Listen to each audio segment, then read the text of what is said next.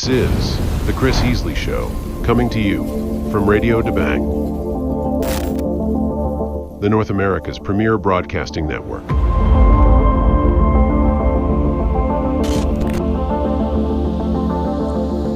Hello, this is Chris Heasley with The Chris Heasley Radio Show, and in Fort Bend County right now, there is an idea, a mission to turn our sleepy bedroom town into a booming metropolis. The idea is in the model of Dallas and Fort Worth, where Fort Worth was created as a metropolitan area to sort of balance out Dallas, that Houston should be Houston Fort Bend, and we would have one more booming metropolitan area in our sleepy bedroom community. And of course, this idea is being driven by members of the county commissioner's court and other members, parts of the county government. And with that idea comes the idea of big government and big projects and largesse. And we have a problem in Fort Bend County today, which is we are sinking in a hole of debt. We're sinking in a hole of debt, and we have a county commissioner's court that largely does not want to address it.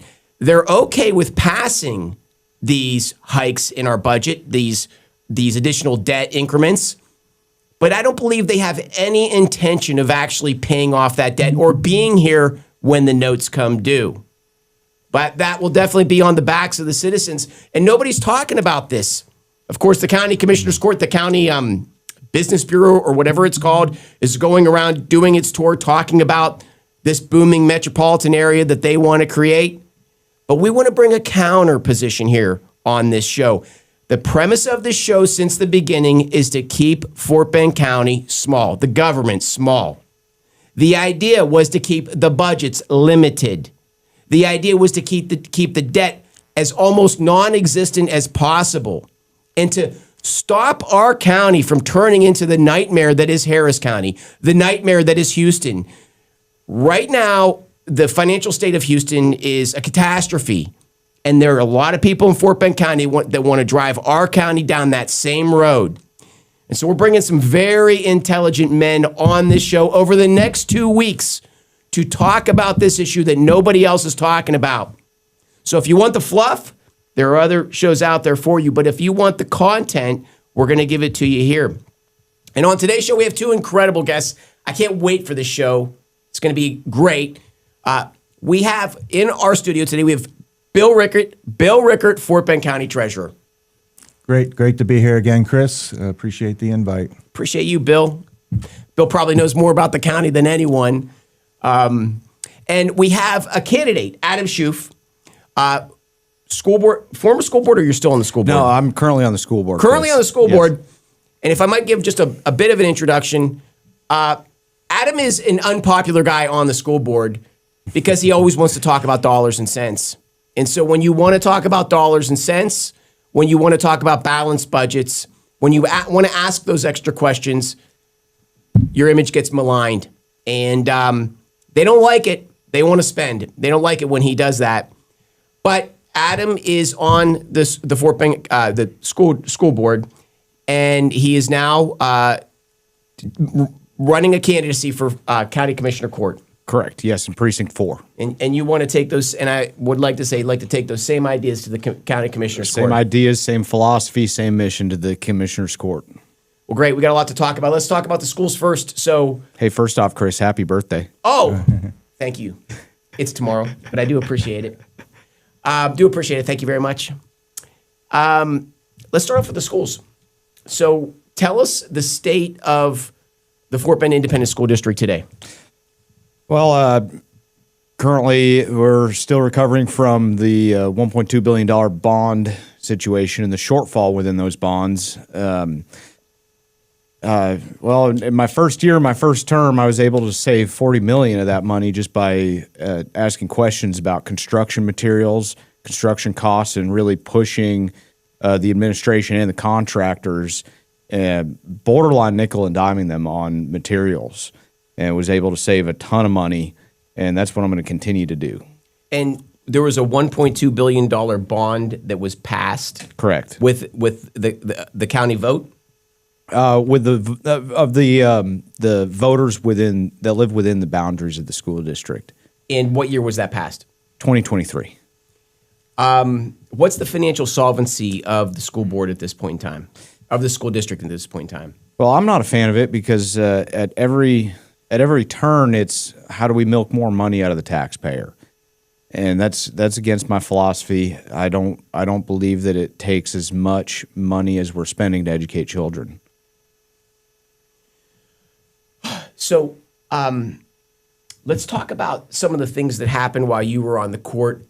Certain issues where, while you were on the court, how many years were you on the court? About 2 years I've been on the school board. On the school board, I mean to say. Yeah. 2 years. Yes, sir. And over the course of those 2 years, has the school board raised taxes on the citizens? Yes. Okay. Yes, they have. I've actively voted against it. There are news articles where I am the only person voting against tax increases. But, to give an example, in the 89th legislative session that just happened last year, the state decided to increase this homestead exemption for school tax from $100,000 to $140,000. And in turn, most large-sized school districts in the state of Texas reached into disaster pennies in order to make that tax decrease that was state required be a complete wash to the average taxpayer. And most people didn't even know it happened. Okay, so in other words, the state voted essentially to lower your taxes. Correct. And what they did at the local level, the school boards, is they all voted to eat those savings up in their own tax. Correct. And through avenues that did not require going to the voter for a tax increase. Okay. Roughly speaking, did they eat up the entire tax decrease that the state gave us? Yes. The school board, the schools. Okay, yes. and they passed this without going to the voters. Correct. How is that possible? So there in Texas, there are these things called disaster pennies, which are temporary property tax increases after declared disasters, such as Hurricane Beryl, and they're there to fund immediate repairs and without voter approval, and also things such as security or public safety needs. So what most large-sized school districts did who were affected by a disaster such as Hurricane Beryl is the funds that could be used from disaster pennies, they just took those avenues, those particular departments within the districts, and they allocated the funds that would have been spent on those departments anyway back into the general fund to increase the general fund, and the revenue within the general fund, and then fund those departments by disaster pennies for however amount of time allotted under the law allows them. So they basically tax the people. They used the scenario. They said, hey, this is an emergency situation, so we're going to have an emergency tax hike on the people. Correct. That just happened to coincide with the state coming through with the tax decrease. Correct. State comes through with this decrease. The school board sees an opportunity. They're opportunists. And they use this. They say, hey, okay, now we have an emergency. The emergency was that people got their taxes lowered. Correct. And they jack it up with this emergency tax increase. And those funds that come from that tax increase are directed specifically to security and emergency services, which already had funding. So then they just remove the funding that was already there and take it to other areas. Exactly. Correct. That's not good.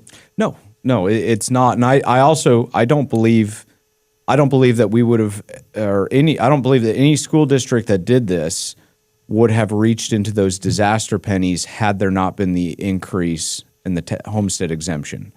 At the state level, did the state legislature do something because this was happening at school boards all across the state? And did they pass a law that would not allow this in the future or something of that sort? Well, so unfortunately, disaster pennies are something that are a necessity. Okay, so for example, when we had Hurricane Harvey, right. That's massive infrastructure that needs to be repaired, and that's what that's intended for. And like there was, I believe it was House Bill 30 was to really restrict the use of disaster pennies. However, these large-sized school districts, the education system is very, very good at finding loopholes within the law in order to essentially do what they want. Okay, well, is there anything else you want to say on the school board? Because we'll move over to the county. Well, I'm gonna, Make a few comments here on. No, I Yes. apologize. I was saving you for the county. I didn't know you wanted to chime in on the school board issues. No, Please, I've been meaning to get to you. So I was just say first in general, taxing entities, the answer is always, if we only had more money. And that applies significantly with the school districts. We can solve all our problems if we can have more money. The county, we have to have more money. But, our bigger problems are our spending problems, right? And what we spend money on and making those decisions. And I'll go back to school board. I uniquely have a unique experience here because my wife was on the Fort Bend ISD school board in the early 2000s. And, you see this human nature thing of, growing my organization, making it bigger, making it, deal with more issues and take on more responsibilities, builds a air of importance, right? And I think it's a human nature thing that even in business, right, if you're not in check, a department head will always need more employees. They always need more, but there's, the checks and balances of, revenue and what you're contributing and KPIs and those type things that keep that in balance, where in government, it's, I've seen, in the county where we just, politics becomes justification, right? It's not making a business case for something. If you going back to the school district, I remember one of the battles my wife fought, they had their own tax collection department that was in measurable numbers, was costing $500,000 a year. And when you go into the government, you really don't measure everything. Like, for example, when I first came in as county treasurer, I'm looking at my department budget and I'm like, so where's the cost for office space? Where's the cost for this? It's not there. It's just the actual cost, right? Upfront costs. Nothing is allocated out. So, department heads don't even know what they really cost. But if you look at that was costing, $500,000 a year, and she pushed to have it outsourced to the county tax collector. And that first year, it went from $500,000 to $150,000, right? Because there's somebody else that already does this. Why are we reinventing the wheel, and why are we building a whole department for it? Same thing applies for county government. What are we doing that we shouldn't be doing, right? We all the time think everything is a necessity, and I look at some of my fellow county treasurers throughout the state when it came to COVID and the American Recovery Act. They were looking at, okay, how can we spend this money to reduce taxpayer costs in the future, right? We were looking at, okay, let's hire more epidemiologists. Let's do this. Let's fund this pet project here and there. Let's build monuments. There's all these things that are a waste of money and are long-term commitments. And that's the tendency of government, is to, always just look for what more we could be doing, right? I've heard certain individuals say, basically saying the county should be doing everything for everybody. It's not. Our number one thing is the safety of our residents, right? And that's law enforcement, safe roads and bridges, drainage, all those key core things that we need to be focusing on as a county, and the same thing for a school district. The core thing, educating children. When you look at the ratio of what is spent directly in a classroom versus the total budget, it's scary on some school districts. And it's unfortunate that every single teacher that you'll ever meet will tell you that they're spending their own money on their classroom. Yeah, and unfortunately, whether it's a business or government, whatever people resources you have that are the highest number is typically the lowest paid, right? Right. We look at, in county government, all the people we have on the front line working in the county clerk's office or the tax collector's office, there's many of them. So it's a pay issue. Look at the sheriff's office, there's lots of them. So there's always going to be a pay issue because it's what affects the total cost. Well, and I'm a military man, so looking at education, the way that I look at the military and the way that the military operates is in the Army, there's the infantry, and then everybody else in the Army, all the other jobs in the Army are there to support the infantry with no other purpose. If that job is not supporting the infantry, then there's no need for that job, and the military cuts that. Mm-hmm. If you look at, if you go back, to government with here in Fort Bend County, you take somebody like the city of Sugar Land, right? That's pretty much built out, right? They have to start sharpening their pencil to make things work because there's not that new incremental tax base coming online. And, for those who are not familiar, taxing entities like the county and the cities have a 3.5% cap on increase in tax revenue on existing tax base. The school district, it's 2.5%. The way that works is if you've got a lot of new growth, like Fort Bend County does, well, we can always lower the tax rate, but we still collect a whole lot more money and spend a whole lot more money and look for ways to spend it versus, if you look at the whole budget process, it's, you get the numbers from the CAD for the evaluation, and you basically figure out how much money you have to spend, and then you go allocate it, right? It's basically what happens. And that's not the way to do it. In business, zero-based budgeting, where each department has to re-justify its existence every year and its resources. That's the way we should be looking at government. Okay. Let me get to my featured product here. I want to cover all this stuff. This is getting really good. The featured product is the X39 patch. The X39 patch. I have it on my arm right now. This X39 patch is an amazing medical technology. It is the fastest growing direct sales company in the world, 2 years in a row. What this technology does is it's photolight therapy that triggers a peptide that awakens your stem cells and turns back the age of your heart. It is not anti-aging. It doesn't slow aging. It reverses the age of your heart. With 6 months of use, this patch will reverse the age of your heart by up to 8 years, almost a decade. And the outward benefits are incredible, all different for all different for all people, but one of which that is across the board is that you look younger. You look younger with the X39 patch.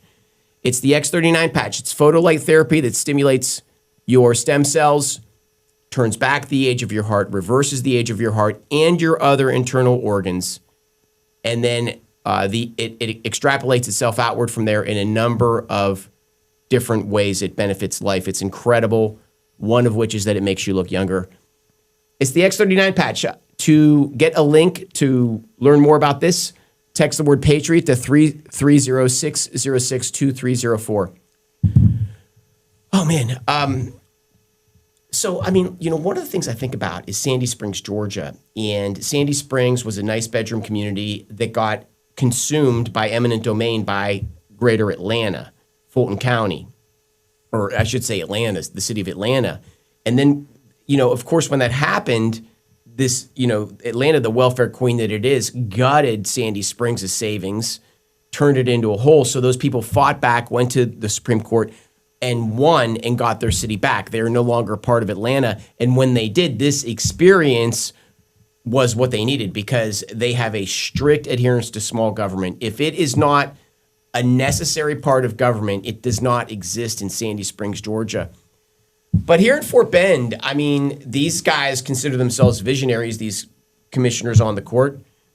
And what they want to do, again, is they want to build out this grand county that rivals the city, this grand county that rivals the city of Houston.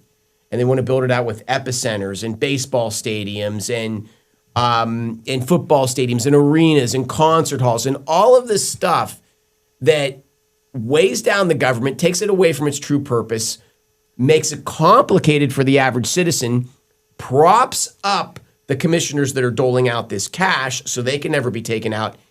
And it's the kiss of death for the county. And again, right now, the county business bureau or whatever it's called is going around selling this idea. Economic development. They're selling this idea. Now, there's that type of growth, which I don't agree with. And then there's other growth, which is right now in Rosenberg, there is a massive industrial park that's going in, and the county's doing a great job of clearing all the lanes, making that industrial park happen. Of course, we want to see that stuff.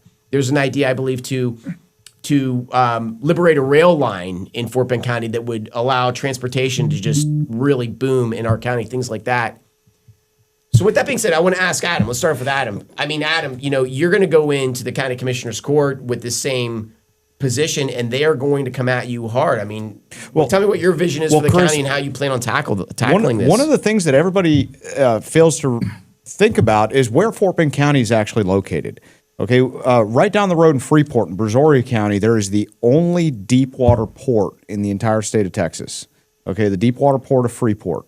All right, been right through there on the intercoastal on my boat many a times, and there are these massive ships that come into Freeport every single day and drop off containers and oil, and they put it onto tractor trailers. And these tractor trailers, they run north to Dallas, north to Interstate 59, 69, to Dallas, to San Antonio, Austin, and they drive right through Fort Bend County. And we see anywhere from 15 to 17,000 tractor trailers a day that come through Fort Bend County, leaving the port of Freeport to go to major cities in the state of Texas and all throughout the South.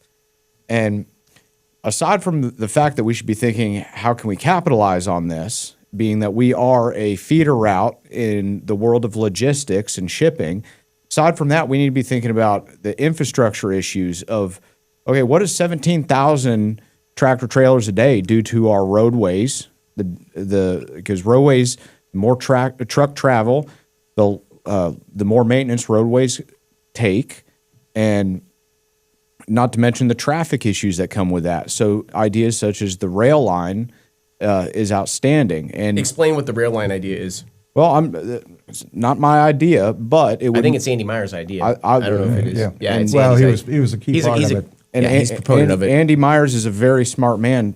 Especially, he was thinking about the deep water port years ago when he came up with 36A as a bypass in order to reduce traffic flow through the county.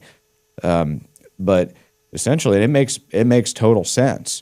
Going where 36 is, where they're widening State Highway 36 right now, going through Needville. I mean, that's an old railroad bed that went dang near to Freeport and was. I want to say that rail line was taken up in the early 70s, Bill? Probably, yeah, about that time. Probably about that time, but there wasn't the shipping traffic to justify those rail lines existing back then, but now there are. So wait, the rail line was taken up. Are they going to lay it down again? I don't Well, know. it wouldn't Maybe be. I It wouldn't be the same. It wouldn't be the path. same It route. wouldn't be the same route.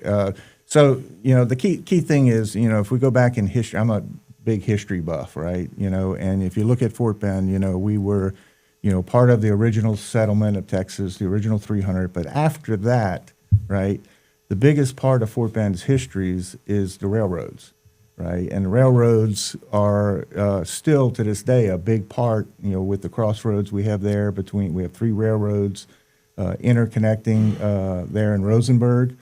And the actual line that goes from Rosenberg down to Galveston was built by Henry Rosenberg to bypass Houston because of all the issues of politics and that, and getting freight through Houston. So The 36A of the 1800s. yeah. So we have a rich history in transportation and enabling us. And we have out in Kennelton there, it's the intermodal, where you basically do interchange of the big containers that are on trains versus on trucks. And then if you take a look now at the other big asset that's not in Fort Bend County but affects us is the Port Freeport. Port Freeport is what it's called, and it is, it's a deep water port, and it's the shortest distance to the Gulf of Mexico. Right, to go to Houston, you got to navigate all the way up. It's a very significant. Even New Orleans, where I'm from, you got to go all the way up the Mississippi River to get to the actual port. It's very convenient for shipping. Their growth plans are tremendous, right? And we need to find, some kind of way to ensure that, one, we don't become the world's largest truck stop, right, in Fort Bend County, that we enable the movement of that shipping traffic, and we take advantage of it with the land we have adjacent to that area, which you were talking about, the Union Pacific Industrial Park and other areas out there, and we need to be able to shift to where we're building a light industrial tax base and technology. But one of the biggest challenges with that is electricity, right? I mean, if you look at, the technicalities of getting electricity, significant amount of power to new locations, CenterPoint, as a regulated business, they cannot go build infrastructure and start charging us for it, right, as homeowners, right, as they're building it in advance, right? They have to have a customer to build that infrastructure. So there's no way, and all these industrial firms are looking for ready-to-build sites, right, that are ready to move in, have all the bits and pieces in place. So there needs to be a mechanism to be able to, build out these parks. And that's one of the things Andy Myers was working on with the legislature this last time, was to create something sort of like a municipal utility district that's an industrial district that allows, to sell some bonds, to build out that infrastructure, and then bring in that light industrial to pay off, those bonds, right? So they would be actually, paying the taxes that were borrowed. So that's the key. If we keep growing as a bedroom community alone, we are going to not be able to afford to live in our homes with the tax base, right? And, when they talk about, bringing Houston to Fort Bend, well, that's not what we want, right? But we do want live and work capabilities, right? For people to be able to live in Fort Bend County and work in Fort Bend County. And that's all this works together, right? By bringing in these industries and technology, big data centers, and those type things that are a struggle to get now because we don't have, build ready sites. Why is and I agree with you, but just why is the tax burden going to be too big if it just stays a bedroom community? Because if you look at the ratio of successful counties and communities, right, as far as, and I'm trying to pull these numbers from my head right now, but I think we're like, we're in the 80% is paid by homeowners versus industry, right, business. So now, to be successful, I think like a 60-40 mix is where you really want to be at, is to keep the tax burden down, right? And that's, the goal is we have to drive towards that, where we can actually, be able to afford to live in homes here, where there is these, revenue generating, employing, businesses that are paying the fair share. Shift the residential tax, the burden from residential right to industrial. Yeah. I mean, we have one of the highest tax burdens on our residents in the state. Top 20 in the nation. Yeah. Top 20 highest property tax county in the nation. Mm-hmm. So let's talk about some of the other projects. Well, let's talk, what is the financial solvency? What's the state of finances for Fort Bend County right now? I mean, it's good. It's going to be good because, we have new neighborhoods going in and collecting more taxes from individuals, right? At some point, we're going to be built out, and we're going to have a status quo of how much tax we can collect from these homes, and that's when it really starts to hurt us. The problem is not bringing in tax revenue. It's how we're spending it, right? And being able to reduce that burden and building for the future so that the burden is not overwhelming. So let's talk about the epicenter. Okay. As I understand it, they have to raise $160 million from the taxpayers. Is that right? I don't have the number in my head, but it's significant number. I mean, all this stuff comes at a risk when you're doing it. They're doing it via public-private partnership, and while it may reduce costs, the main thing it does is it circumvents the funding of it from going to the voters, right? And there may be some things that make sense. If you look at, we're doing several projects with, the new IT center, the sheriff's training center, right? All those things should be justified, right? By those that are involved, and be able to sell it to the taxpayers. We basically circumvent that process. The epicenter is a whole different category, in a new hotel and all this stuff that they want to build out there. That should be private sector projects totally, right? And if the time isn't right for it, then they're not going to build it. If we intervene, then we may be causing something to happen that will be a failure, right? I mean, how many times does government get it right, right? It's not very often, right? Well, what did Reagan say about government? The scariest thing you can hear is, I'm from the government and I'm here to help. Mm-hmm. Yeah, so that's, the key. To me, there's two different categories going on. There's things that we probably should be doing in the county that we're funding through a mechanism that circumvents the voters, and we're doing things that we probably absolutely shouldn't be doing as a county. Okay, let's talk about the first one then. What mechanism are they? What are they funding, and what mechanism are they using that circumvents the voters? It's where you bring in private money to fund the project. Right. It's obligations, right? Because and so the commissioner's court, yeah, the commissioner's court is voting on this without voter approval of the populace. Correct. And it was a mechanism created by the state, right? What's it called? Public-private partnership, mm-hmm. And it was a mechanism created to enable government entities to spark new growth and those type of things. But, we've adopted it as a general purpose tool, right, is the problem. And I, look at the epicenter and where the hotel and all this stuff. I have no problem with the county or any government, a city or whatever, saying, hey, we want to develop in a certain way and we need these types of things, so let's go out and make sure that land's available and go buy the land, preserve it, and wait for the right time to sell it to the right developer. Right. And step out of it. And step out of it. Yeah. Right. And not have any obligations. Right. Right.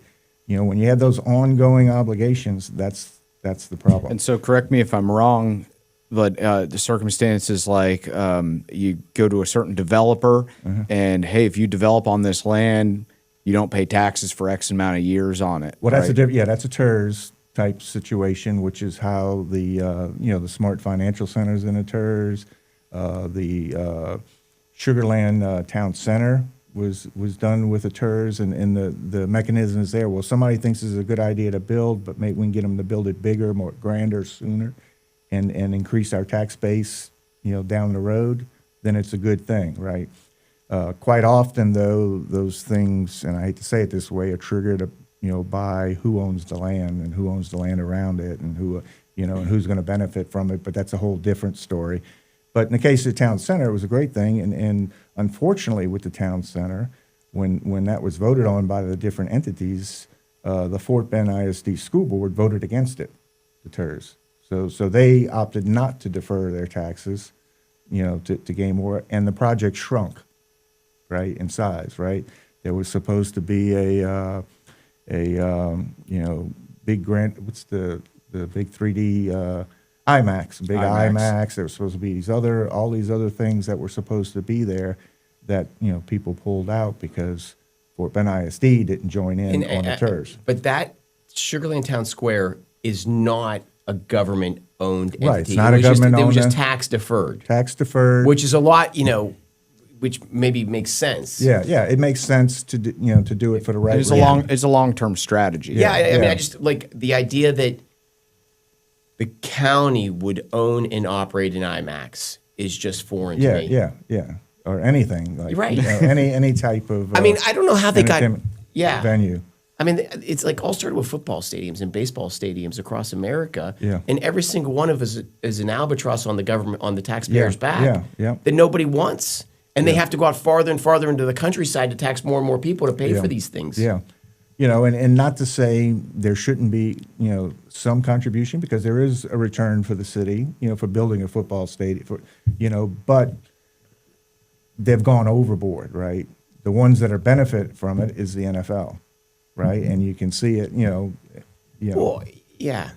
And these exorbitant salaries Yeah, that these yeah, football yeah. players get while grandma is paying they're having a hard time paying her property taxes to fund this enterprise. Yeah, and if you notice, in different cities, example from where I'm from, New Orleans, they did a big program, built the Louisiana Superdome, but they keep remodeling it because the economics there don't allow them to go off and just tear it down like other people do and build a new one, because they're milking the taxpayers, because there's not that tax base to support it. So right now, is the Epicenter the only project of that type that we're discussing right now?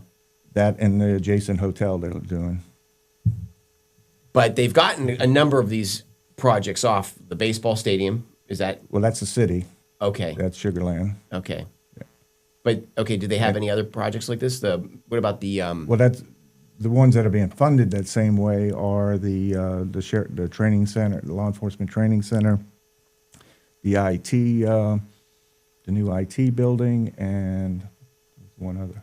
I'm drawing a blank right now, but yeah.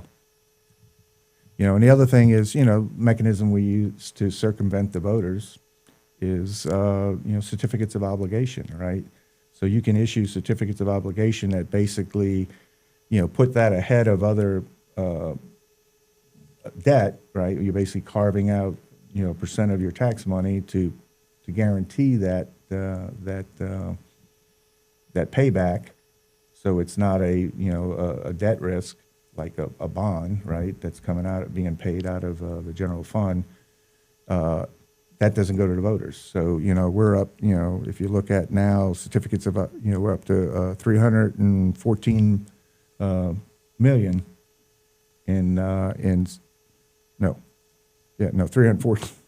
314 million in certificates of obligation. That's a lot of money. and not voter approved? Not voter approved. Plus the process of, rolling existing expenditures into leases and those type of things, those go on every day, It's considered standard operation, It is a complex enterprise they've created. Yeah. And it's to unwind it and to understand it all. Yeah. I'm sitting here listening and still learning and not knowing what questions to ask And next. not to say all these things are bad, right? Because, used appropriately and not as a consistent tool, they're probably okay, right? And that's probably why they exist, right? It's the perpetual use that is the problem. So, Adam, what is your vision for the county should you get elected to the Commissioner's Court? What would be the driving issues, your mission, your goals, everything of that sort? I'd like to. I would start by exploring the options in debt refinancing. We've been successful on the school board with having avenues to lower the burden on the homeowner by refinancing bonds and debt. Because interest rates dropping, the same concept when it comes to at least our bonds. Would the Commissioner's Court be opposed to that? I think they'd all be in support of that.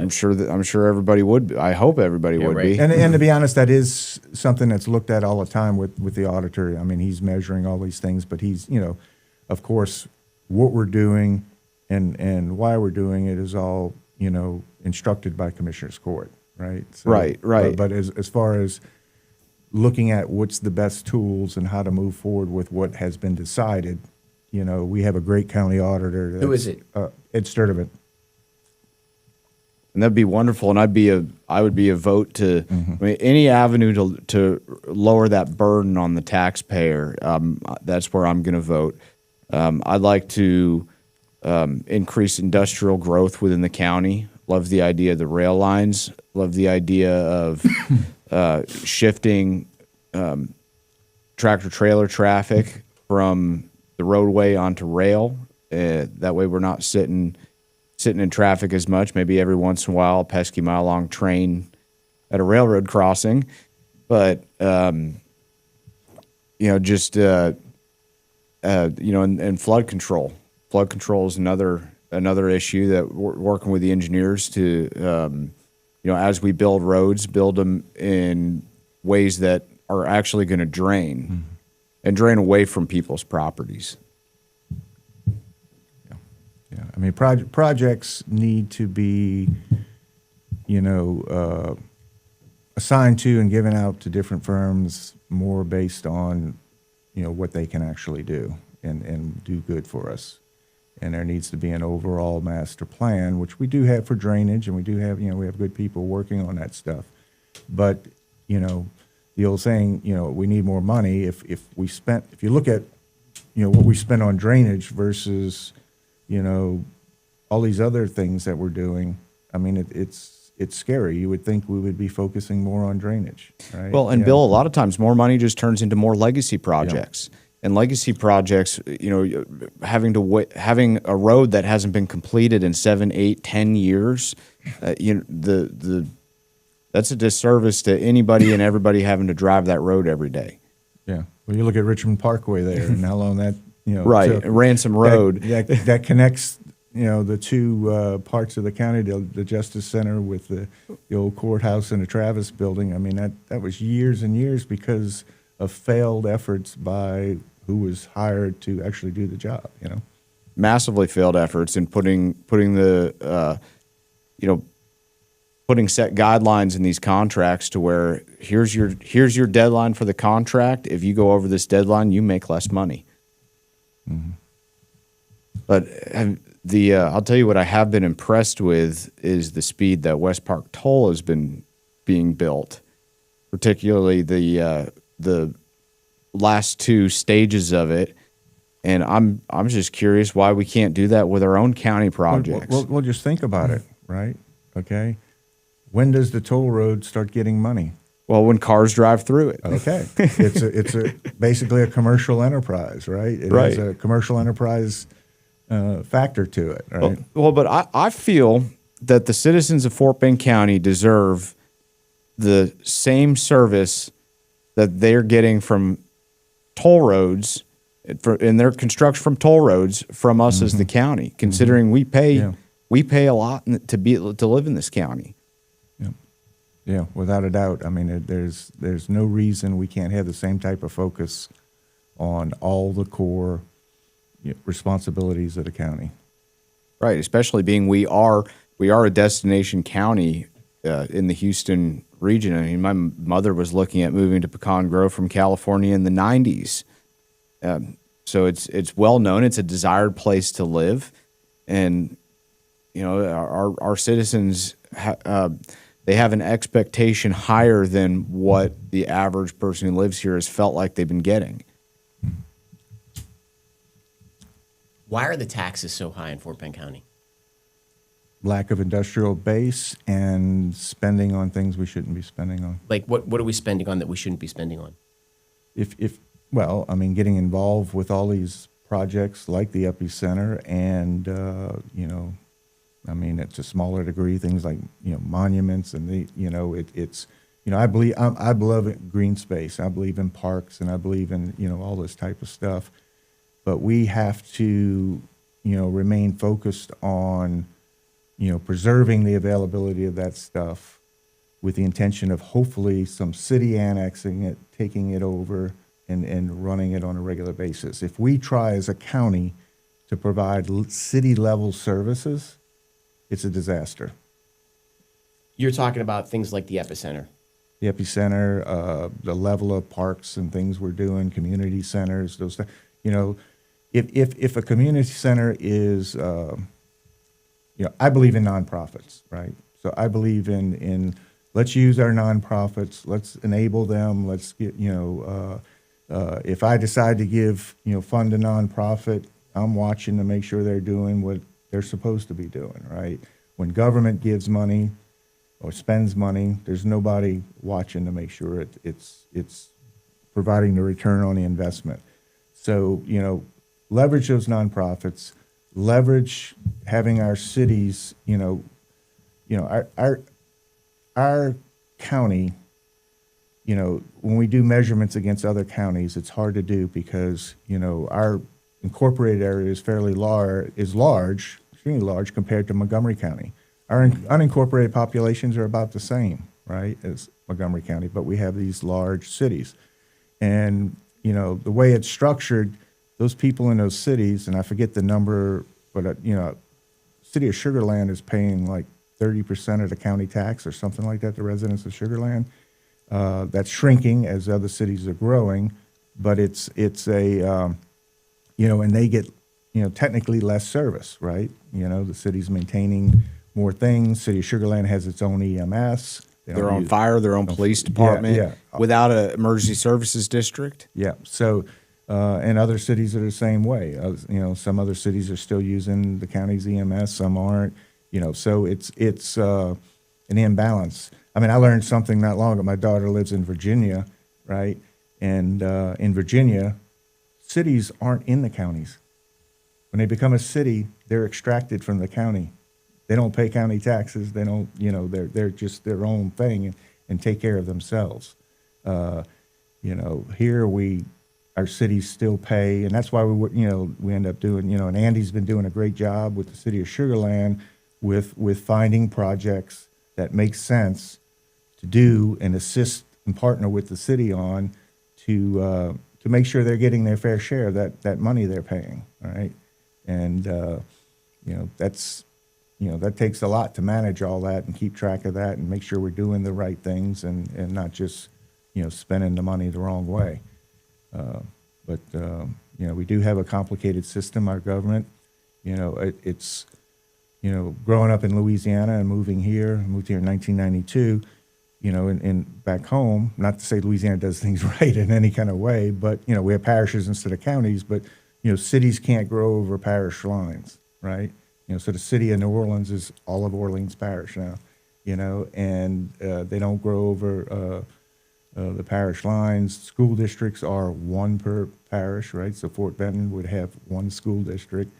So when we moved here, and then you throw MUDs and emergency services districts and LIDs and all that stuff in there, it gets very confusing. We have a lot of forms of government, government, taxing entities, a ton of taxing entities, and we have the city of Cadiz in 3 counties. Yeah, the city of Pearland in 3 counties. The city of Missouri City is in 2 counties. Yeah. So here in the city of Houston is what 9 counties. Yeah, and we moved in new territory, and a levee around the neighborhood, and it's like, don't you build levees along the waterways? You don't build levees around the neighborhoods, to keep the waterway in its thing. You'd rather do that than stack sandbags. Yeah, but it's it's because all these independent entities and the thought process here is very local control, but that stops regional thought process, as to how, and we've made improvements on that. We have a lot of regional efforts. Well, and Bill, a lot of people don't understand a lid board, and that that these levees, a lot of these levees, they require a lot of maintenance, and they actually have a full board of directors managing those levees. Yeah. I feel like it's so complicated. Mm-hmm. It's so complicated. Well, it's been overcomplicated. Just for the sake of, I mean, let's think about it. Walking in to get your driver's license, dealing with DMV type situations that where all DPS has made some massive strides, and it is a lot easier to deal with that. But government bureaucracy is a problem because a lot of government employees would just rather shift it off to the next department, shove it off to the next department, to where they don't have to deal with the immediate need of the citizen right in front of them. Last question. What's the state of debt in Fort Bend County? Well, we're at $2 billion right now as far as debt. So, and how? And that's not counting what hasn't been issued yet. That's been voted on. It's scary. Is that the biggest? I think we're the biggest debt per capita in the state, or Well, something. well, like that? I mean, I look at it from this perspective. Since 2022, our population has grown 13%, right? Our debt has grown 54%, and the county's budget has grown 41%. How do they justify that? It's, They don't. Just most people aren't paying attention. Yeah. you can't get voters, if voters paid enough attention to the details like they do their own pocketbook, they would be appalled and they would control it at the ballot box. Well, I think the other thing is, like, in this show, what we've tried to do is decipher what are necessary, legitimate government projects and what are nonsense ones. What are largesse?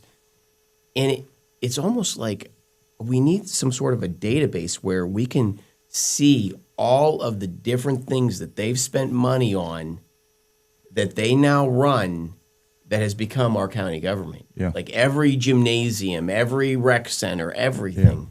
And the other thing about these things, a lot of times they're spending money, and you have to wonder if someone's getting paid off because they pay overpriced for these properties. Yeah, I mean, if you take, for example, my pet peeves is, over by Pecan Grove there, we bought this building. It was a gym. For $11 million.